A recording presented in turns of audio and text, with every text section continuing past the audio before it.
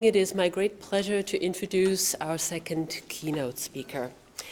It is my colleague Antje Kley, Professor Dr. Antje Kley. She is Chair of American Studies, focusing on literature, literary studies at the University of Erlangen, Friedrich-Alexander-Universität Erlangen. Her research interests are manifold. History, function of the US-American novel, sure enough, a big topic. Literature and knowledge is one of her preoccupations, autobiographical writing, confessional literature, but she's also interested in transculturality and multi-ethnic literature in the United States. And also, she is a theory person in cultural theory, ethics and aesthetics, media history, post-structuralism, feminist and gender studies, you name it. Antje has lots of experience with the format with which we are dealing here. She has successfully applied for and chaired many of the research training programs. One, and that is also an instant for congratulations, was accepted just this year. They started in October 2020. And the title of the program is Literature and the Public Sphere in Contemporary Differentiated Cultures. But before, she was also a member of the DFG Research Training Group, Presence and Tacit Knowledge. Also, before that, the Research Training Group, Kulturhermeneutik im Zeichen von Differenz und Transdifferenz. And she's also been a member of the Interdisciplinary Research Group on Bio-Objects and Biosubjects. As if it weren't enough, let me go into the academic itinerary, which included many, many stations in Germany and certainly many stations abroad. She studied at the University of Mannheim, English, American Studies and German Studies, but she was also at Emory University in Atlanta. She studied women's studies over there and was doing work at the School of Criticism and Theory in Hanover, New Hampshire. She was also a fellow of the German National Academic Foundation. Then subsequent stations got her to Bielefeld, to Mannheim again, to Kiel. So she's certainly done the tour of German universities and beyond. In Kiel, Kiel is probably a major station because she completed her postdoctoral degree, the German, or should I say Germanic Habilitation. And since January 2007, she's been professor of North American Literature and Cultural Studies at the FAU Erlangen-Nürnberg. During that time, she made it a preoccupation to travel a lot, to Dartmouth College, for instance, to the Princeton University Library, but she's also contributed to the ways in which a university is run. She was vice president for teaching and student affairs for many years, 2012 until 2018. And all of that did not prevent her from reading, because she was also a recipient of the project Lesezeit, Reading Time, of the Fritz Thyssen Stiftung. And the project title was Death Becomes Us. That is a fairly recent thing, recent in terms of academia, which means 2 years ago, which for me at least is recent. I only focus on the books. I'll leave the articles aside. And the most recent books is, for instance, What Literature Knows. Came out 2018, co-edited with Kai Merten, but she's also done work on rural America that came out in book form, or she's worked on audiences, networks, performances, studies in US media history. And she's also looked into the ways in which we teach our profession. So she's also contributed essays on the pedagogy of studying and the didactics of studying. One of her major research foci, I think, is the knowledge production thing. A recent article came out called Unruly Creatures, Obstinate Things, Bio-Objects and Scientific Knowledge Production in Contemporary Science Novels. That is something, an article that she's written together with Karin Höpker. And what I'm particularly interested, the older I get, is the public humanities things. In putting it differently, in which way do we make what we do relevant or interesting to a larger audience, since we are so much under distress and under threat as a non-profit kind of academic preoccupation. So a recent article is called Public Humanities and Literary Knowledge, for a thesis on how reading matters for public debate. So print culture, the book, the future of the book has been one of her major preoccupations. And believe me, I could go on, but this is not the purpose. The purpose is that we are very happy to have her here for the second day of our conference. And this morning she's going to be talking about disruptions in place and time in contemporary US American narratives of the end of life. So without further ado, please join me in welcoming Antje Kley. Thank you so much, Kerstin, for this very generous introduction. It always feels strange to hear these glorified versions of one's academic life, but it sounds great. Anyway, I also want to thank the research training group altogether for inviting me today, and thank you especially to Gustavo Gutierrez, my former student, who extended the invitation to me and kept me informed on all the details of the conference preparation. I think it's been a great event, and I actually do think that my talk fits in well. I wasn't all too sure because these considerations of time and space specifically are a new thing to me, but I've had this hunch that my work on narratives of the end of life would fit in well, and I think it does. But you'll decide once we get there. So without further ado, let me start. In her study of crumbling fantasies of the good life under late capitalist conditions, Cruel Optimism, Lauren Balland observes different kinds of impasse, which people across the planet encounter as, quote, suspended stretches of life and time in the present when one no longer knows what to do or how to live, yet, while unknowing, must adjust, unquote. My talk this morning is concerned with one specific type of impasse that occurs as the experience of death disrupts the grieving subject's social fabric, leaving them, to pick up the title of our conference, neither here nor there, but somewhere in between. That is, bare of the familiar grid that implicitly orients their every move and thought, and needing to adjust to a time-space radically different from the one they know. Loss leaves the grieving subject scrambling for their bearings in space and time while developing modes of leave-taking and living with loss. My talk is related to the project that Kerstin has already mentioned, Death Becomes Us, that I've been working on for several years now.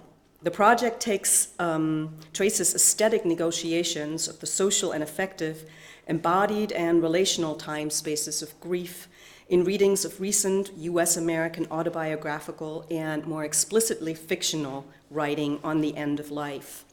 The sociologist Deborah Carr, by the way, has recently described the end of life as a time span in its own right, and I should be going on here, a time span in its own right, which thanks to biotechnological developments is frequently quite long, even if accompanied by chronic disease. My project's larger claim is that both autobiographical and more explicitly fictional kinds of writing concerned with encounters of death, that is, with the experiences of dying and grief, are much needed forms of alternative knowledge production to medical, nursing, insurance, and legal discourses. In late capitalist societies, these latter discourses have been the dominant modes of addressing the end of life since the 1980s. Specifically, literary forms of knowledge production draw on, question, connect, and undermine or strengthen disciplinary and systemically specific bodies of knowledge, and they address concerns which, in the present context, occur within medical institutions and the healthcare system, but cannot be fully addressed there. In this sense, I think of literary textuality as a valuable seismograph for what Avril Madrell, the cultural geographer, has called, quote, the mobility of embodied and relational grief, unquote. Literary textuality also functions, I claim, as a source of consolation, or, as David James puts it, in a context more generally concerned with the powers of literature, as critical solace. This is a term I will come back to. All of the texts in my corpus, and I'll say something more about the criteria of choice in a minute, converge on a cultural diagnosis triggered by the experience of loss. Namely, that there's an urgent need in current late capitalist societies dedicated to progress, agility, and high performance to rethink autonomous subjectivity in terms of socially embedded embodiment, relationality, and vulnerability. This need is pervasive beyond times of grief, but it is foregrounded in times of loss when the scaffolding of everyday structures and routines falls away. In late capitalist societies, the hospital has become the place where dying frequently takes place. But the medical system, with its dedication to the eradication of disease and cost, is, except for its relatively new branch, palliative care, ill-equipped to meet the needs of dying patients. This predicament is an emblem, I believe, this inability or abstraction, this inability to deal with the needs of embodied life, or the abstraction from embodied life, is an emblem, I believe, of a larger problematics inherent in neoliberal life. And I'm using this term neoliberalism or neoliberal life to denote two developments mainly, namely, first of all, the takeover by market logics of public goods like healthcare, education, energy infrastructures, public space, etc., and the saturation of every area of life with the logics of growth, progress, competition, statistical explanation, and the abstraction, not least scientific abstraction, from the concrete, multiple, mobile embeddedness of individual and collective lives. So this just as a footnote to neoliberal life. I see the texts I read participate in exploring and spelling out the contradictions of the neoliberal autonomous subject.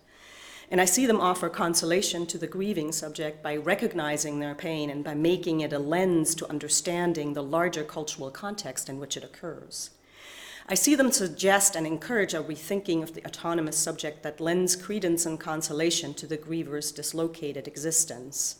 To rethink the Enlightenment subject in terms of embodiment, relationality, and vulnerability lends itself well, I believe, and we've been discussing this yesterday, to dynamic conceptions of making place both in its social and its epistemic dimensions. What kind of text do I choose to conduct my exploration? I'm drawn to texts which seek a language different from the popular discourse which conceives of illness as an enemy to be fought. That's a language that we encounter again and again, both in literary writing and also in medical research, the enemy to be fought and eradicated. The sociologist Hartmut Rosa asserts that, and I quote, "Modernity's relationship to illness is one of pure aggression. Be gone with it.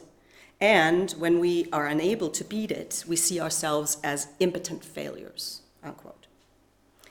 The autobiography critic Thomas Kuser explains in his 1997 study, Recovering Bodies, that the narrative pattern of the patient success story and its demand for a positive ending dominates the literary market. He speaks of, quote, "the tyranny of the comic plot," unquote, which marginalizes narratives that do not tell a successful overcoming of illness and the restitution of a previous state of health. I'm looking at examples from the, I believe, not all that marginal and growing body of writing, which does not tell stories of successful overcoming of illness. I'm interested in how these texts focus on the problematics of illness, death, and loss without offering self-help insight. How do they socially emplace individual experiences of loss, and what implications do they develop concerning implicit assumptions about the self, the other, and the planet we'll live on? After these observations on the framing of my talk, let me tell you what I'm planning to do within the next 35 minutes or so. I will introduce you in sections 2 through 4.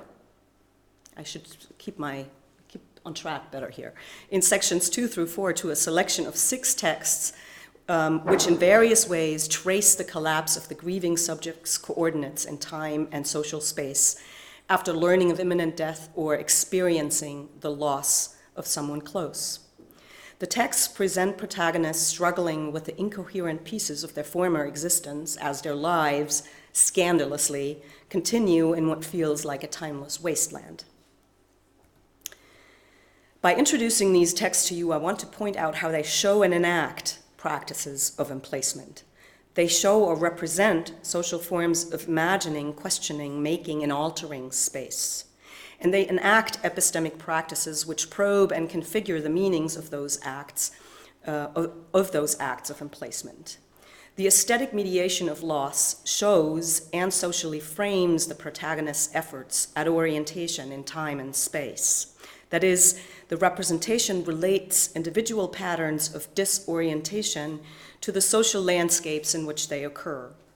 As aesthetically self-conscious products, the texts also enact or encourage efforts of emplacement for the reader. Through their aesthetic forms of mediation, the texts invite readers to practice thinking along the lines that these texts sketch out. On a more general level, my readings express and confirm what is as much professional conviction as personal experience. The strength and value of literary writing lies in its potential to socially reconfigure socio-political landscapes which shape questions of what it means to live, thrive, struggle, and die as human beings. The insights generated in literary and cultural studies through careful and slow, close readings of cultural productions and their networks of production and reception provide what the sciences need to relegate to the sidelines: social perspective and the view from somewhere. This is true for such issues as reproductive technologies, insurance and climate risk, distributions of wealth, energy supply and distribution, migration and gene therapy, and in this case, to questions of aging, living with illness, and encountering death. My general take on literary writing also feeds into and is further developed in the context of the recently established research training group that Kerstin has already mentioned on literature and the public sphere in contemporary differentiated cultures at the University of Erlangen-Nürnberg. In 5 interrelated thematic sections, colleagues from book studies, media studies, sociology, Romance languages, German American and comparative studies are concerned with contemporary literatures since 1945 in different public and cultural contexts. Assuming that fragmenting publics constitute a relevant context and a prominent concern of literary writing in the present, the research training group seeks to explore the cultural specificities, potentials, and functions of variously positioned literatures and investigates their conditions of emergence and public resonance. In the specific thematic framework I'm concerned with today, I see loss frequently encountered as unspeakable. I see literary narratives of the end of life develop vocabularies for experiences of loss that are frequently encountered as unspeakable. I see them elucidate and enact tentative orientations in time, social, and geographic space. They map the shifting landscapes, or the invisible and unspeakable territory of grief, so to speak. To support these claims, I'm going to present my necessarily brief readings in sets of 2 with a focus on the interrelated problematics of language, vulnerability, and relationality. And I come to the first set of readings. The texts in my corpus develop linguistic forms for the experience of one's personal limitations in the encounter with death and processes of grieving. In stops and starts, quietly or loudly, poetically and painfully eloquent, they are in search for ways of giving linguistic form to the social disruption in the wake of the encounter with death that is frequently experienced as unspeakable by those directly or indirectly affected. Two experimental autobiographical texts serve as my examples here, namely Gail Griffin's Grief's Country, A Memoir in Pieces from 2020, in which the author relates how she, at 57, lost her husband when he collapsed into the Manistee River close to their house in 2008, and Naja Marie Ait's When Death Takes Something From You, Give It Back, Carl's book, published in 2019, the Danish-American poet's literary negotiation of the accidental death of her 25-year-old son. In fragmented forms and iterations, both texts are in search for words and images to articulate the tectonic rift or dislocation in time, space, and the social fabric of a life shaken by loss. Both avoid normative, religious, or psychological ideas of how to deal with grief. They do not define periods or steps of grief or ways of coping. They do not give advice, nor do they suggest socially acceptable patterns of behavior. With their insistent focus on the present, they pay tribute to the experience of a radical plunge in a mourner's everyday social landscape. This story begins with a river, reports the narrator at the beginning of the second chapter of Grief's Country. She speaks in the present tense and thus without narrative distance. A reference to the river also ends the chapter. And I quote, "The story ends with a river." Do I have these quotations on? The story ends with a river, but like the river, it doesn't end. It runs on and on, unquote. These two sentences, formally framing the story of the accidental death of the narrator's husband, suggest that there's no such thing as framing this event. This logical contradiction is a trace of the dislocations in time and space and of the aporias the text seeks to name as characteristics for the landscapes of grief. In stops and starts, 10 different vignettes attempt to sketch the contours of some new life the narrative protagonist did not choose to live. And I quote, "I am paralyzed in contradiction. It is impossible that this has happened, yet I know this has happened," unquote. The vignettes range from writing tasks to ironic protocols of days spent gaining and losing control, ruminations on the concept of the widow, and a report on temporarily finding the still point of the turning world in a lone blue heron on the coast of northwestern Washington. While observing the blue heron provides a precious and expansive moment of relief for the protagonist, the text does not end there. It resists any teleological notion of bringing grief to a close. Instead, it foregrounds grief's claim on the narrative protagonist's sense of location and self. Along these lines, the text ends on the act of breathing, and I quote,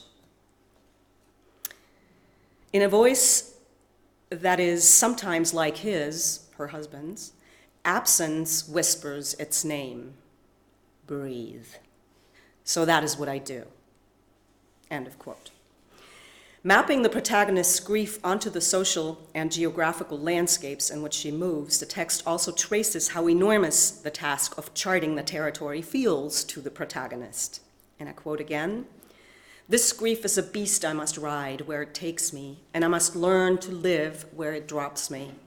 The fantasy of self-creation, so youthful, so American, has met its death blow. Profound grief is a formidable force. Like a storm, it reshapes the landscape. I will have to live it out and see what I have to work with," unquote. In the middle of a storm, the protagonist in this passage perceives herself ride and being ridden by a beast, an unfamiliar force that might drop her at any point in time and space in the middle of an unrecognizable landscape she will have to navigate. In comparison with this figure, the popular entrepreneurial concept of the self-reliant subject who is master of her own devices appears merely a leftover figment of a former delusion. Vividly imagining and acknowledging the disruptions, the leaden emptiness, and the contradictions attendant upon the experience of loss, Grief's Country provides what David James has called critical solace, not a comforting patch or an act of repair, but an active and unruly solace of depiction, registering and articulating pain rather than setting out to undo it.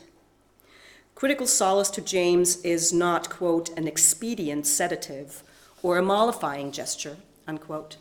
It's not, quote, mere distraction, appeasement, and soothing repair, unquote. James argues that lucid fictional description might perform, quote, a double act, shirking its mimetic duties so as to reckon with what it shows, unquote. This double act offers resources for, and I quote again, rethinking one's relation to misfortune, unquote.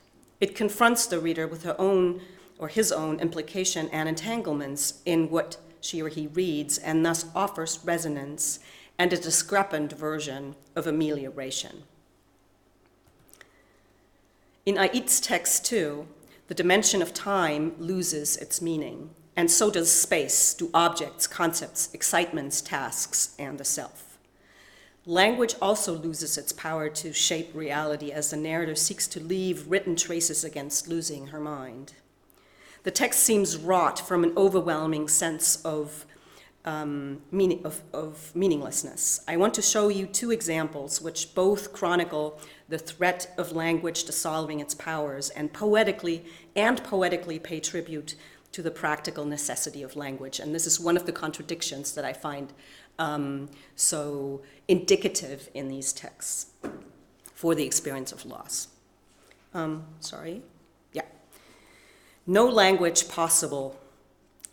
Language died with my child, could not be artistic, could not be art, did not want to be fucking art. I vomit over art, over syntax, write like a child, main clauses.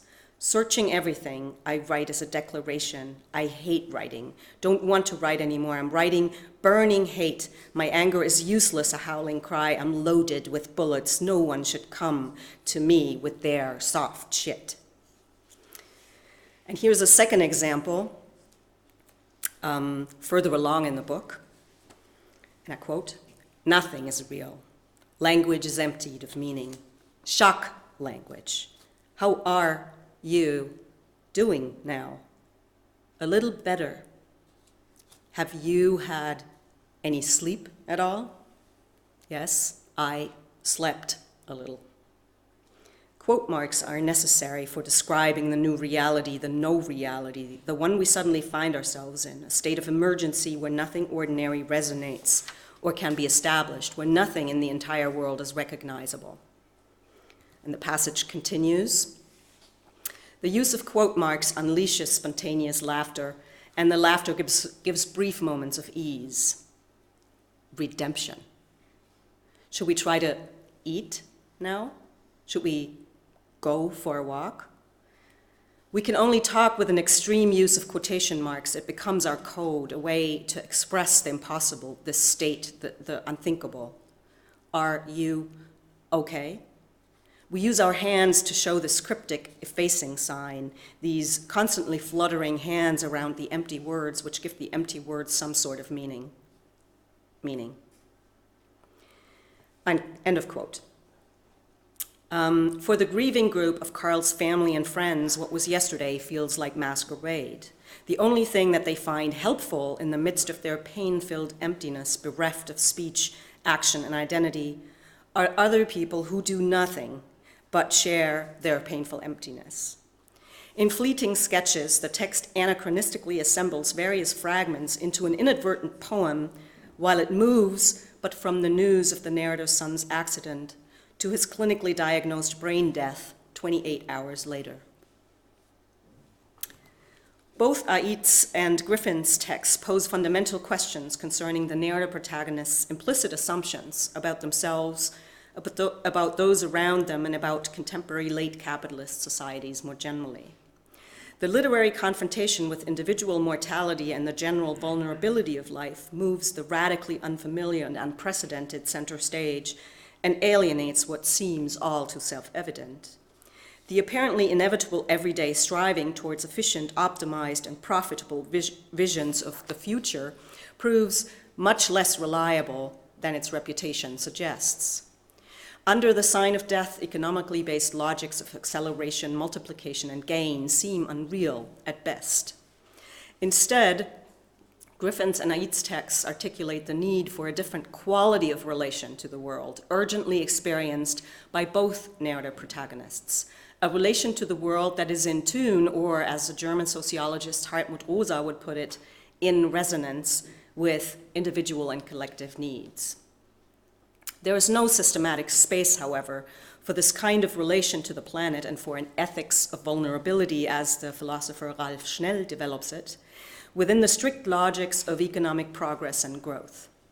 With their aesthetic strategies, the texts introduced here seek to articulate the contradictions that arise for the survivors from the scandalous fact that life goes on. Both texts present characters who find themselves wondering how they can function at all, even though the world has suddenly become fundamentally different and strange to them. Articulating these contradictions, the texts imaginarily open up room for a more visceral and bodily sensitive relation to the world, and invite readers to join and expand and strengthen the force of that imagination. For brief moments at least, the texts may prompt their readers to put into perspective and defer or expand their unexamined conceptions of normal life. Steering clear of a rhetoric of personal development or heroic overcoming of pain and grief, both texts sketch the contours of a radically contingent future, and they imagine these contours with all their contradictions as equally volatile and necessary points of reference. Literary forms of knowledge production about death meet an acute need, in particular in highly competitive late capitalist societies, to converge professionally differentiated discourses on body and mind, experience, and empirical science. They carefully unpack the meanings of human vulnerability and mortality in all their implications. As examples, I want to draw on two texts published in 2016. Both articulate the vulnerability of human lives in linguistically sensitive ways, and they eloquently critique the deeply anchored and widely performed striving for unconditional control. And that is Paul Kalanithy's autopathography, When Breath Becomes Air, a text that has been a bestseller and has been translated in over 40 languages. So it's really been a widely read book. And Don DeLillo's novel, 0K. And I'll begin with Kalanithy. With its 37-year-old protagonist, who's both a successful neurosurgeon and a fatally ill lung cancer patient, When Breath Becomes Air stages the connection between dying and a highly technologized hospital culture as a fundamental misfit. The text foregrounds the aporias between the healthcare system and the needs of fatally ill patients. With its juxtaposition of the control of disease and cost built into the medical system on the one hand, and the needs of acutely vulnerable embodied subjects for recognition, physical and emotional support on the other, the text mediates a visceral impression of how little the healthcare system is equipped to adopt the dying patient's perspective.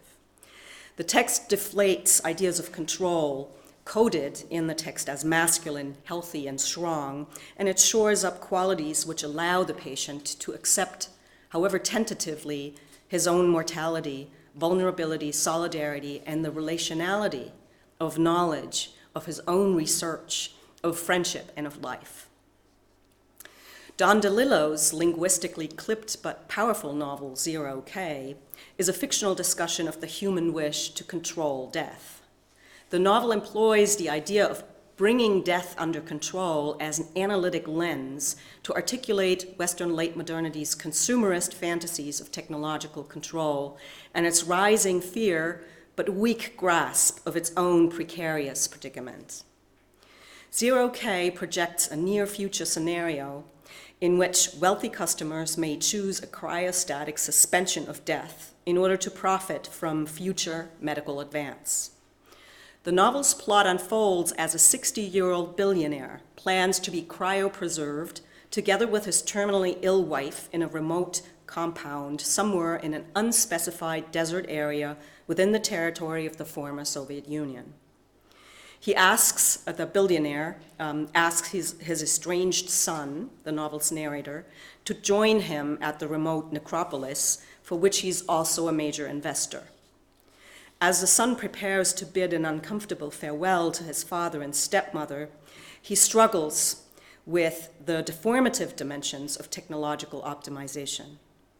Through his coolly analytical and perceptive perspective, the novel presents the attempt to own immortality as fundamentally asocial. It figures as the epitome of the logic of late capitalism and the neoliberal neglect of life. At the same time, the novel renders the acknowledgement of the radical uncontrollability of death and the pain of loss as necessary to human flourishing. Both novels emplace human lives as precarious and in need of relation for sustenance. The vulnerability of texts, the vulnerability both texts present as constitutive for individual and collective flourishing is not a weakness that calls for protection.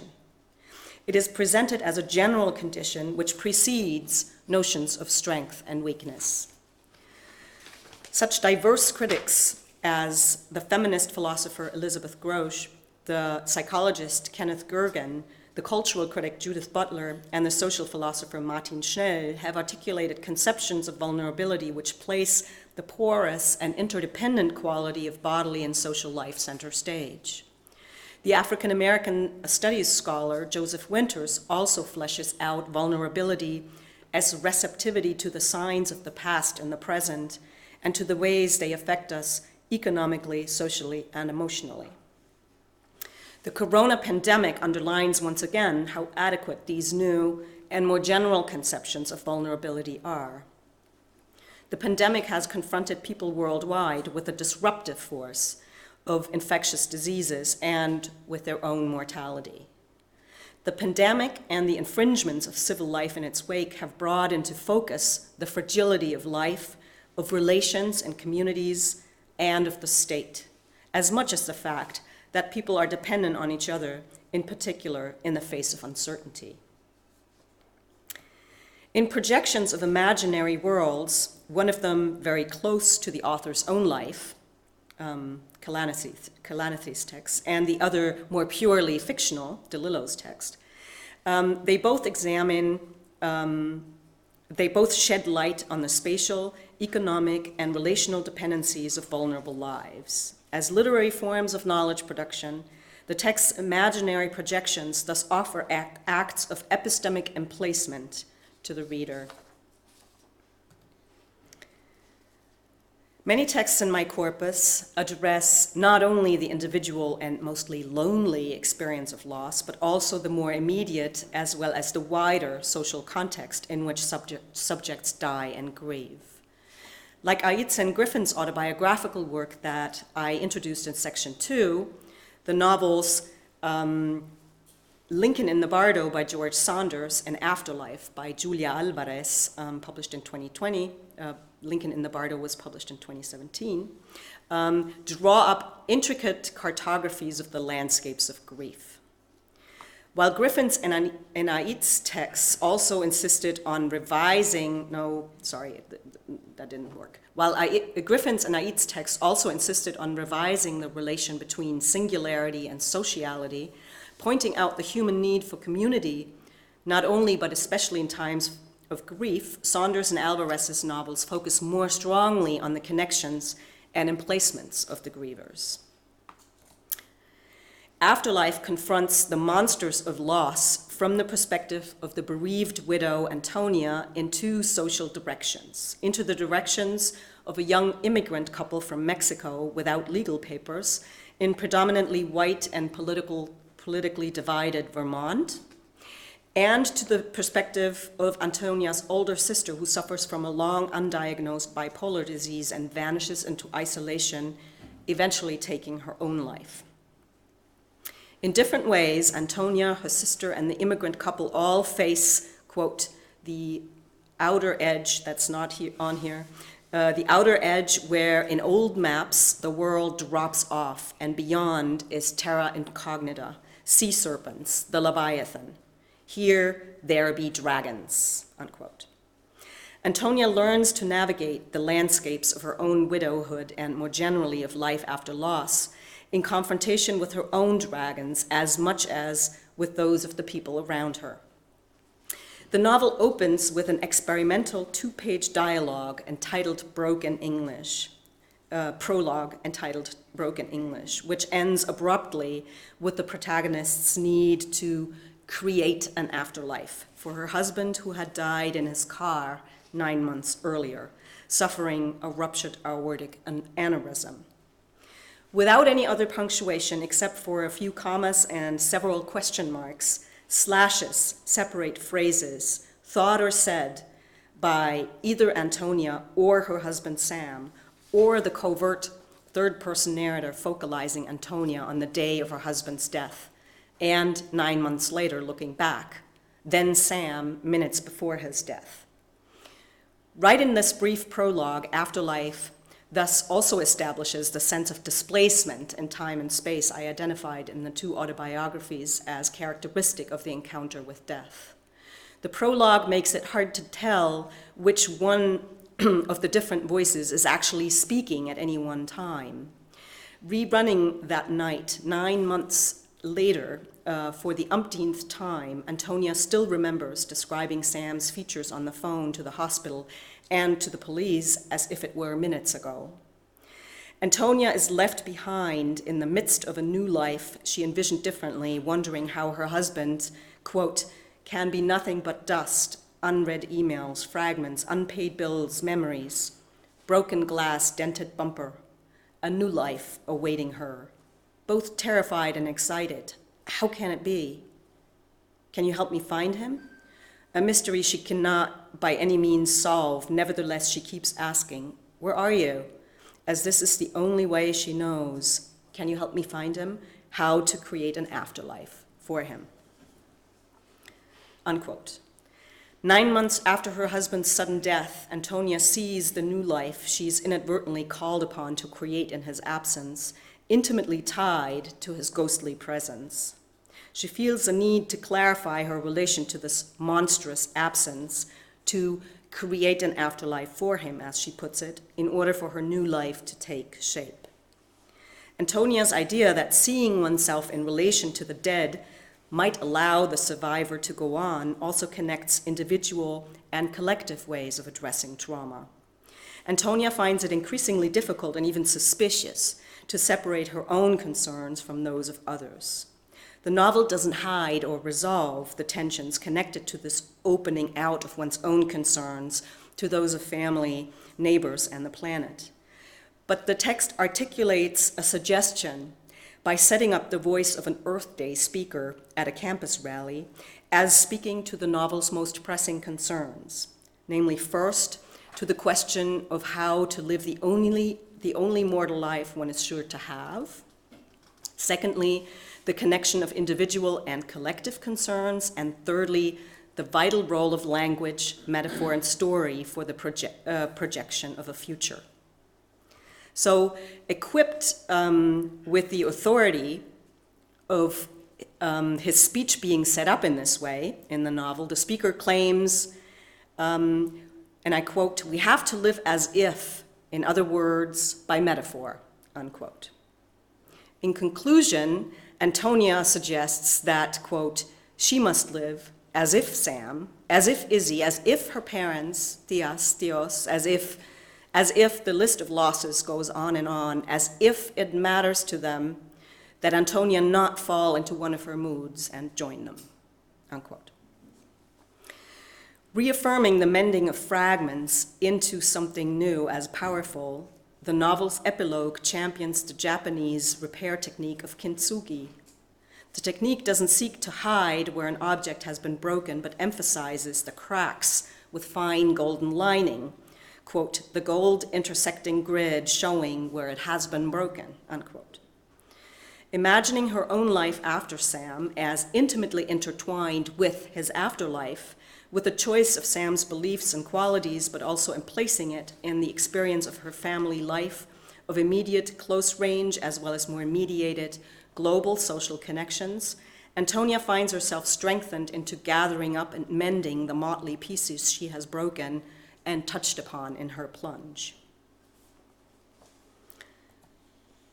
Lincoln in the Bardo also connects a private experience of grief, the president's, with its social, cultural, and historical emplacements in the context of the ongoing Civil War.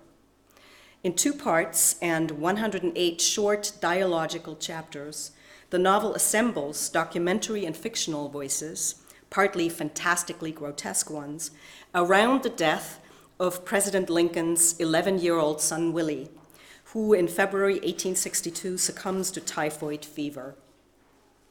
The night after the burial, the president visits his son 3 times, and all the novel's cacophonic voices are assembled around those visits. An estimated quarter of the chapters assemble individual lines or small passages from several frequently contradictory news reports, obituaries, popular or historical accounts from different time periods. They serve to anchor the fictional events within the historical present, and they document the multiplicity of contradictory voices in both contemporary reporting and later evaluation. Next to these historical fragments, we meet a number of fantastic figures in the majority of fictional chapters, introducing the reader to the world of the bardo, somewhere between the worlds of the living and the dead.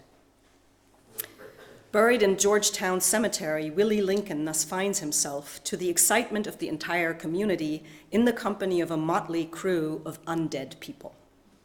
The qualities of the bardo are never explained in the novel, and the reader only slowly gathers information about this place in passing.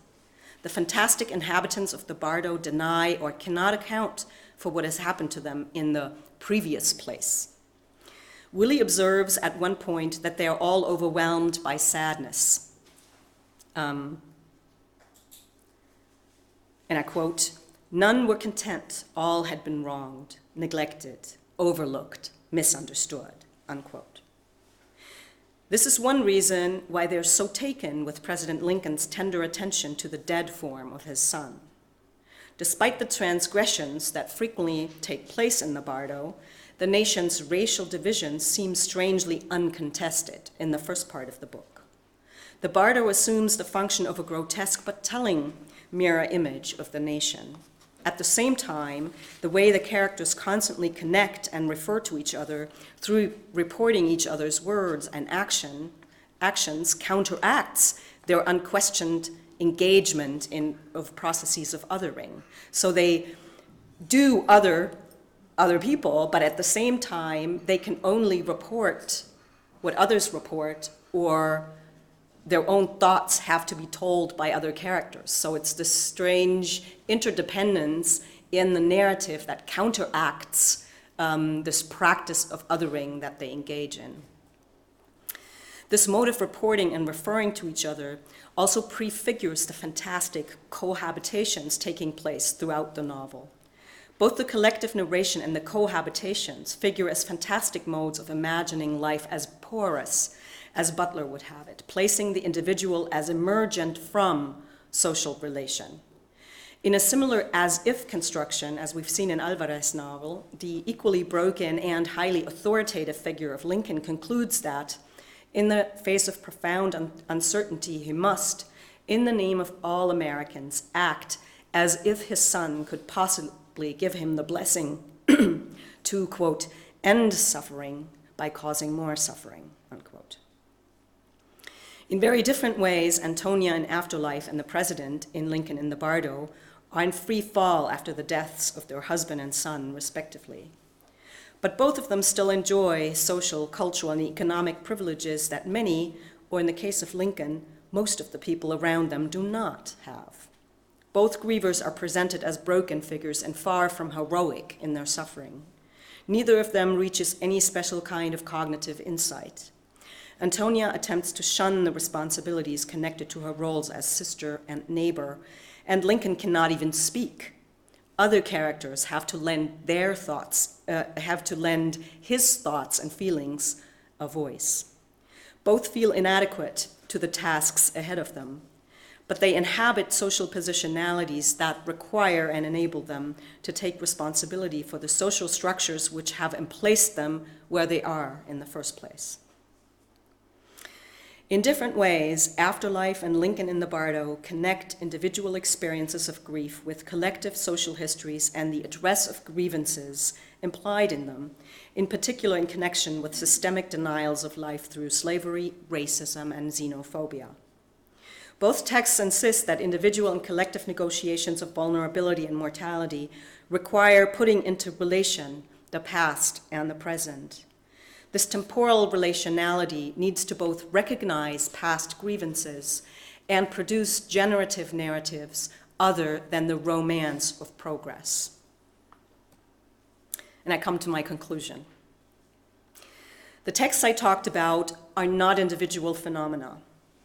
They are part of a larger cultural trend in late capitalist societies, a trend Thomas Macho and Christine Marek have called the new cultural visibility of death. Now, clearly, death is not a new topic.